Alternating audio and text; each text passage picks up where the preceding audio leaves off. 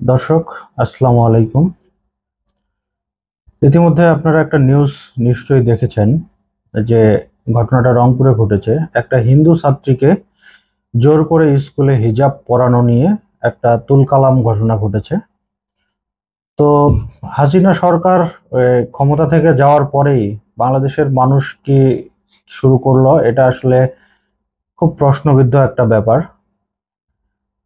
কারণ বাংলাদেশকে কি এখন আফগানিস্তান তৈরি করবে এরকম মন মানসিকতা মানুষের মধ্যে, না বহির্বিশ্বে বাংলাদেশের ভাবমূর্তি নষ্ট করার জন্য এই কার্যক্রমগুলো ঘটানো হচ্ছে।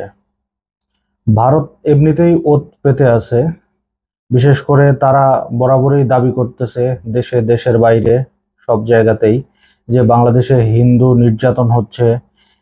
এইসব কথা কিন্তু ভারত বরাবরই বলে বেড়াচ্ছেন সব জায়গাতেই, এবং নরেন্দ্র মোদী কিন্তু আমেরিকা গিয়েও কিন্তু এই সেম কথাগুলোই কিন্তু বলে আসছেন আমেরিকান প্রেসিডেন্টের সাথে।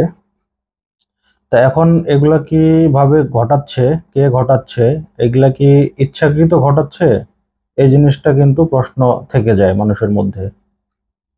তো এই ঘটনাটা মূলত ঘটেছে রংপুর শহরের দাসপাড়ায় মুসলিউদ্দিন বালিকা উচ্চ বিদ্যালয়ে হিন্দু ছাত্রীদের হিজাব পড়তে বাধ্য করার চেষ্টার অভিযোগ ওই বিদ্যালয়ের প্রধান শিক্ষক মোস্তাফিজুর রহমান এবং ধর্মীয় শিক্ষক মোস্তাফিজার রহমানকে সাময়িক বরখাস্ত করেন। দুজনের নাম একবারেই সেম। বৃহস্পতিবার এই ঘটনাটি ঘটে সেখানে। তো এটা নিয়ে রংপুরে যে ওই ছাত্রীর গার্জিয়ান এবং হিন্দু বেশ কিছু লোকজন এটা নিয়ে কিন্তু একটা আন্দোলন করেছে। আমার মনে হয় যে এটা তাদের যৌক্তিক আন্দোলন, কারণ ধর্ম যার যার সেটা তাদের ব্যাপার, বাট জোর করে কাউকে কোনো কিছু করানো এটা কিন্তু ইসলামও বলে না। ইসলাম কিন্তু কখনো এটা বলে না যে নিজের ধর্ম আরেকজনের উপর জোর করে চাপিয়ে দেওয়া। তো এই জিনিসটা ওনারা কেন করলেন, এটা আসলে জাতির কাছে প্রশ্ন। তবে এই ঘটনায় তাৎক্ষণিক প্রতিক্রিয়া জানিয়েছেন সেখানে জেলা প্রশাসক। ওই শিক্ষককে 10 দিনের জন্য বহিষ্কার করা হয়েছে এবং তাদেরকে কারণ দর্শানোর জন্য বলা হয়েছে যে কি জন্য তারা এই কাজটা করেছে।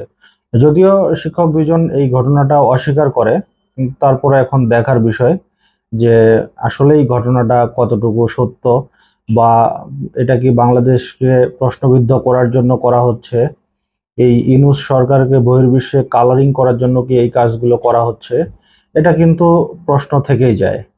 এই ঘটনাটা কিন্তু সামাজিক যোগাযোগ মাধ্যমে এখন বেশ ভাইরাল। ইতিমধ্যে হয়তো আপনারা দেখেছেন, ওখানে কিন্তু ওই ছাত্রী কিন্তু প্রকাশ্যে বলছে যে ওনাকে জোর করে হিজাব পড়তে বলা, তারপরে কোরআন শরীফের আয়াত পড়ানোর কথাও নাকি বলা হয়েছে।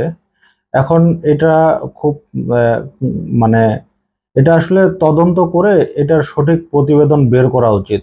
কারণ আমরা চাই না যে এটা নিয়ে একটা সংঘাত তৈরি হোক এবং বহির্বিশ্বে আমাদের কালারিং হোক, এবং এই সরকার প্রশ্নবিদ্ধ হোক।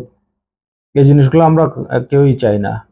তো আমরা আশা করি যে এটা প্রশাসন খুব গুরুত্বের সাথে দেখবে এবং এই জিনিসটার যথাযথ ব্যবস্থা নিবে।